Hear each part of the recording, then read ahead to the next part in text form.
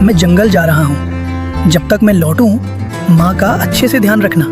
काव्या ने चिंता भरी आवाज में कहा। पिताजी, माँ की दवाइयाँ कल ही खत्म हो गई थी। अगर आज भी दवा नहीं आई तो उनकी तबीयत और बिगड़ सकती है।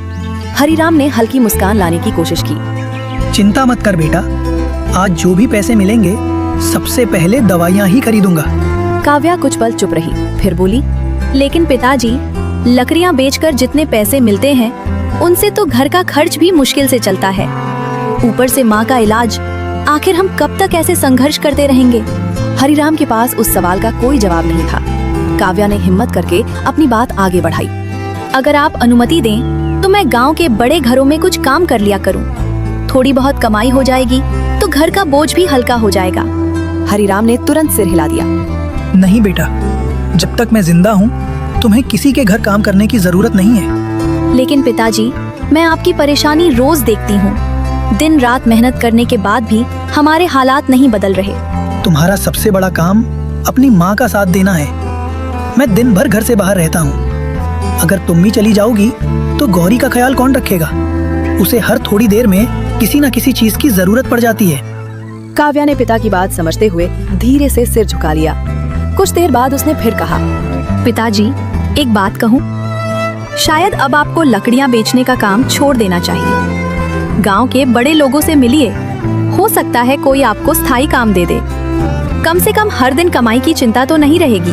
अब हमारे पास हरिराम के अलावा कोई रास्ता नहीं बचा। अगले दिन वीर प्रताप हरिराम के घर पहुंचा। जिस आदमी ने कभी उसे अपमानित करके घर से निकाला था, आज वही उसके सामने हाथ जोड़कर खड़ा था। हरिराम, मुझे माफ कर दो।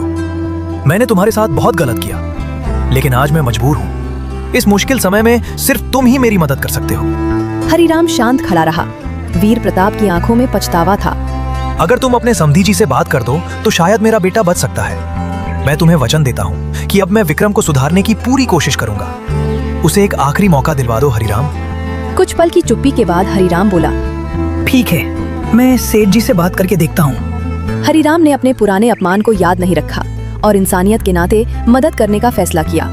सेठ देवेंद्र से बात करने के बाद जरूरी कोशिशें की गईं और आखिरकार विक्रम को रिहा कर दिया गया। विक्रम जब घर वापस आया तो वीर प्रताप और ललिता की खुशी का ठिकाना नहीं रहा। कुछ दिनों बाद दोनों हरिराम के घर पहुंचे। इस बार उनके चेहरे पर घमंड नहीं बल्कि शर्म और पछतावा था। हरिराम, हमें माफ कर दो। हमने तुम्हारी अच्छाई को कमजोरी समझ लिया था, लेकिन आज समझ आया कि असली अमीरी धन में नहीं बल्कि इंसान के दिल में होती है। हरिराम ने मुस्कुराकर कहा, गलती हर इंसान से होती है, लेकिन अपनी गलती समझ लेना ही सबसे बड़ी बात है। उस दिन के बाद वीर प्रताप और हरिराम के रिश्ते हमेशा के लिए बदल गए। सीख, इंसान की पहचान उसकी दौलत से नहीं बल्कि उसके कर्मों और दिल की अच्छाई से होती है। उसके बिना तो मेरे कई काम रुक गए हैं। अब बाजार से सामान कौन लाएगा? हरिराम ने तुरंत आगे बढ़कर विनम्रता से कहा, मालिक, अगर आप चाहें तो जब तक मोहन वापस नहीं आता मैं उसकी जगह काम कर सकता हूँ। जो भी जिम्मेदारी देंगे पूरी लगन से निभाऊंगा। वीर प्रताप ने संदेह भरी नजर से पूछा, क्या तुम ये सब संभाल पाओगे? मालिक, मुझे सिर्फ एक मौका दे दीजिए। छोटा हो या बड़ा, कोई भी काम मैं मन लगाकर करूंगा। वीर प्रताप ने कुछ पल सोचकर ललिता की ओर देखा। ठीक है, उस पर मैं दोबारा भरोसा नहीं कर सकता। मोहन घबराकर बोला, मालिक, मुझसे गलती हो गई, एक मौका और दे दीजिए। वीर प्रताप ने बिना नरमी दिखाए जवाब दिया, अब बहुत देर हो चुकी है। तुम्हारी जगह दूसरा आदमी काम संभाल रहा है, तुम जा सकते हो। बेबस मोहन झुके सिर के साथ हवेली से बाहर निकल गया। उसी महीने हरिराम को अपनी पहली पूरी मजदूरी मिली। लेकिन आज मैं मजबूर हूँ। इस मुश्किल समय में सिर्फ तुम ही मेरी मदद कर सकते हो। हरिराम शांत खड़ा रहा। वीर प्रताप की आंखों में पछतावा था।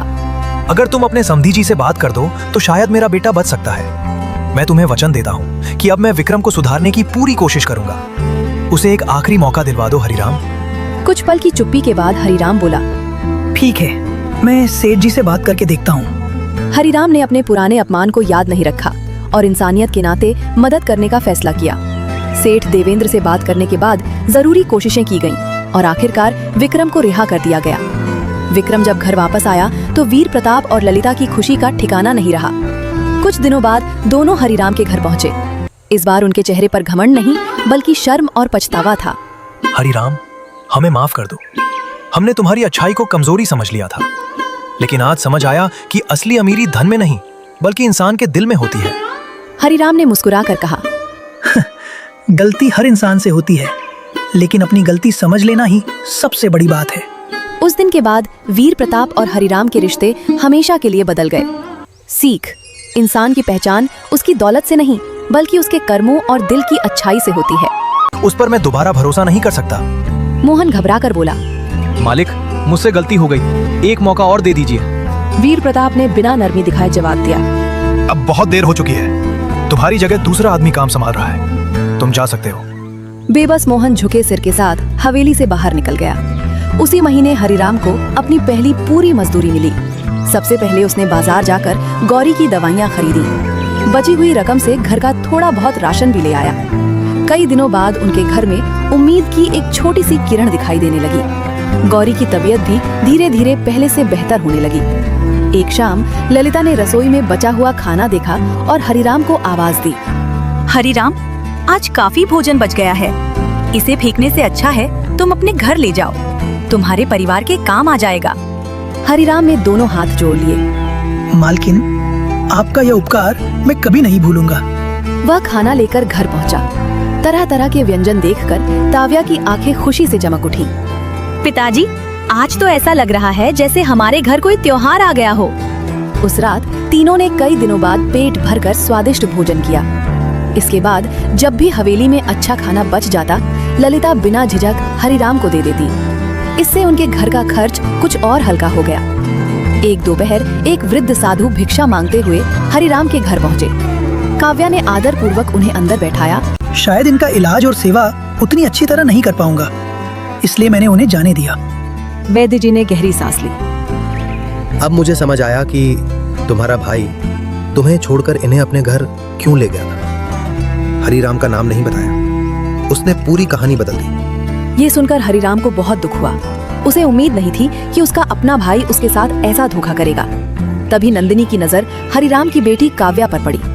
नंदिनी को उसका शांत स्वभाव और संस्कार बहुत पसंद आए। उसने धीरे से अपने पति से कहा, सुनिए जी, मुझे हमारे बेटे के लिए ये लड़की बहुत पसंद आई है। सेठ देवेंद्र ने काव्या की तरफ देखा और मुस्कुराया। अगर तुम्हें पसंद है तो मुझे भी मंजूर है। हम वैसे भी अपने बेटे के लिए एक अच्छे संस्कारों वाली लड़की ढूंढ रहे थे। फिर वो हरिराम की तरफ मुड़ा। हरिराम, क्या तुम अपनी बेटी काव्या का रिश्ता हमारे बेटे के लिए स्वीकार करोगे? हरिराम ये सुनकर घबरा गया। सेठ जी, आप ये क्या कह रहे हैं? आपके और हमारे बीच जमीन आसमान का फर्क है। मैं तो बहुत गरीब आदमी हूँ।